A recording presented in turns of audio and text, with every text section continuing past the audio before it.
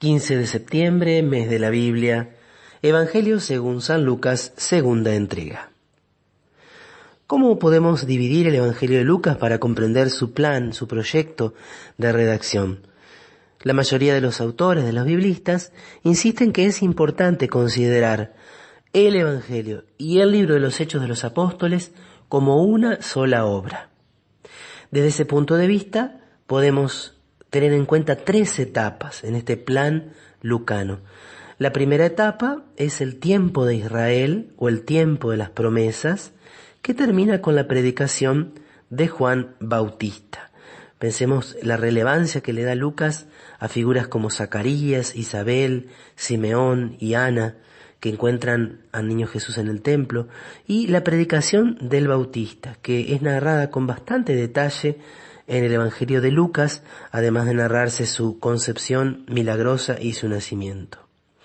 A partir de la puesta en la cárcel de Juan Bautista y el final entonces de su ministerio de precursor, comienza el tiempo de Jesús, que abarca desde el inicio de su predicación hasta su asunción a los cielos. Jesús es el centro de todo, comienza a resonar la buena noticia primero a las ovejas perdidas del pueblo de Israel, primero a los miembros del pueblo, pero después destinada al mundo entero. Y la tercera etapa es el tiempo de la iglesia, o tiempo del testimonio. Y esto es lo que es narrado en el libro de los Hechos de los Apóstoles. Jesús les insiste mucho, no se aparten de Jerusalén, porque recibirán la fuerza que viene de lo alto y serán mis testigos por todo el mundo. Entonces estas 3 etapas nos pueden servir para comprender el plan de Lucas. Este plan también sigue como un itinerario geográfico, que es un itinerario también espiritual. ¿Dónde comienza el Evangelio de Lucas? Comienza en Jerusalén, porque comienza relatándonos la concepción de Juan el Bautista. Y acuérdate que Juan Bautista era hijo de Zacarías, que era sumo sacerdote. El Evangelio comienza en el templo de Jerusalén, narrándonos esta aparición del ángel a Zacarías y su incredulidad, por lo cual queda mudo. Isabel concibe a Juan Bautista. Luego, la narración se traslada a Galilea. Galilea es la concepción de Jesús. Evidentemente, Jesús nace luego en Belén, pero finalmente, después de la presentación en el templo, se traslada de nuevo a Galilea. Y toda la primera parte de la vida de Jesús, del ministerio de Jesús, se desarrolla en Galilea, se desarrolla en el norte del país de Jesús, hasta que llegamos al capítulo 9, versículo 51, dice entonces allí: cuando estaba por cumplirse el tiempo de su elevación al cielo, Jesús se encaminó decididamente hacia Jerusalén.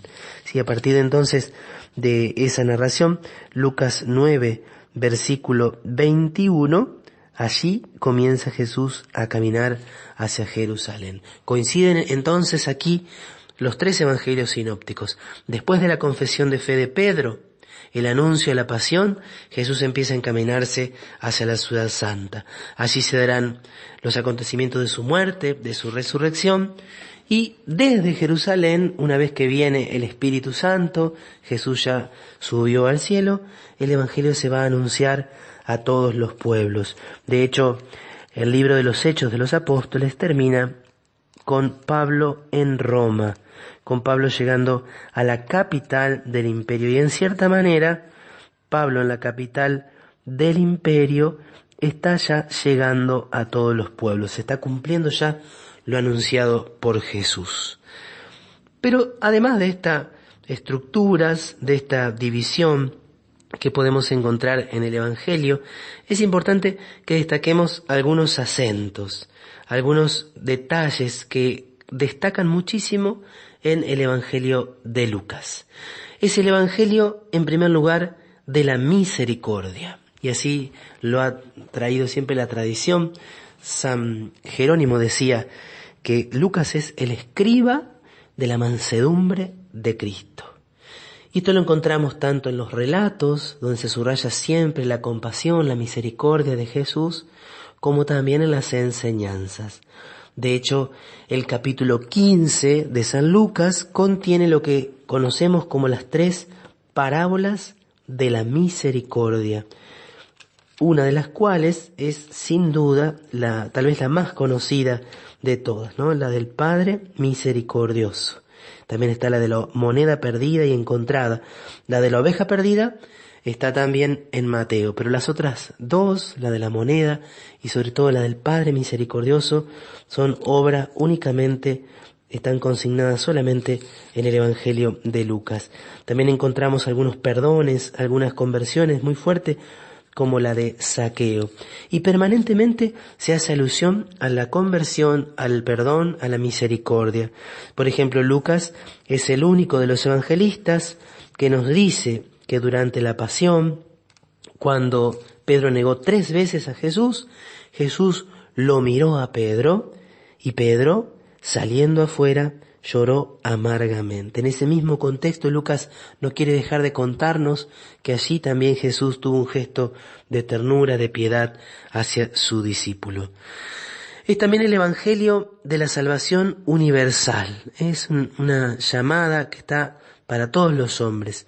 A diferencia de Mateo, que se dirigía a judeo-cristianos, Lucas no va a traer tantos textos del Antiguo Testamento, ni va a subrayar tanto la elección inicial que tenía el pueblo de Israel, sino que desde el principio la salvación es para todos. Y eso lo va a anunciar el mismo Simeón en el templo, cuando toma al niño y dice: luz para alumbrar a las naciones y gloria de su pueblo Israel. Es el evangelio de los pobres, no solamente de los pobres de espíritu, sino de la pobreza real, de la pobreza efectiva. Se insiste en la predilección de Jesús por los pobres, siempre en este doble sentido, pero en Lucas aparece más todavía el sentido material de la pobreza. Tanto su madre como su padre son pobres, por eso ofrecen en el templo 2 pichones de paloma, que era la ofrenda de los pobres, y los marginados, los samaritanos, los despreciados por la sociedad de la época de Jesús, van a tener siempre privilegio ante él. Y es el evangelio de la oración. Es bellísimo constatar cómo en Lucas aparece una y otra vez Jesús orando en el momento del bautismo, orando en el momento de la transfiguración, pasando toda la noche en oración, también antes de elegir a sus discípulos. Jesús que se escapaba, que se iba a la mañana temprano, en medio de una intensa actividad, también a orar, a estar a solas con el Padre. Jesús que ora también delante de sus discípulos. Jesús que en Getsemaní ora insistentemente y que también en su pasión, en los momentos más difíciles, ora al Padre. Las palabras que pone Lucas, los que nos narra en la pasión del Señor, son: Padre, en tus manos encomiendo mi espíritu. Además de estas otras hermosas frases: Padre, perdónalos porque no saben lo que hacen. Jesús está rezando todo el tiempo, reza durante toda su vida, reza en su pasión e implora también durante su pasión la misericordia para aquellos que lo estaban matando. Es el evangelio del Espíritu Santo. El Espíritu Santo aparece mencionado en la Anunciación a María. Se habla del Espíritu Santo como aquel del cual está lleno Juan Bautista, Se dice que Dios no negará nunca el Espíritu Santo a aquellos que se lo pidan, y al final, por supuesto, acaba con esta promesa que se cumplirá, que se nos narrará en los primeros capítulos del libro de los Hechos de los Apóstoles. Es el evangelio de la alegría. Muchas veces aparece mencionado el gozo de Jesús y el gozo de aquellos que se han encontrado con Jesús. Y es el evangelio también de la radicalidad y exigencias del Maestro. Es un Maestro misericordioso, pero que nos invita a una entrega total, a la conversión plena, a la radicalidad en su seguimiento. No podemos dejar de decir que es el Evangelio de María. De hecho, los 5 misterios de gozo que nosotros contemplamos en el Santo Rosario están tomados de Lucas. Muy probablemente podemos imaginarnos a este discípulo, a este evangelista, escuchando de labios de la Madre de Jesús estos relatos que han quedado para siempre consignados para nuestra salvación y edificación.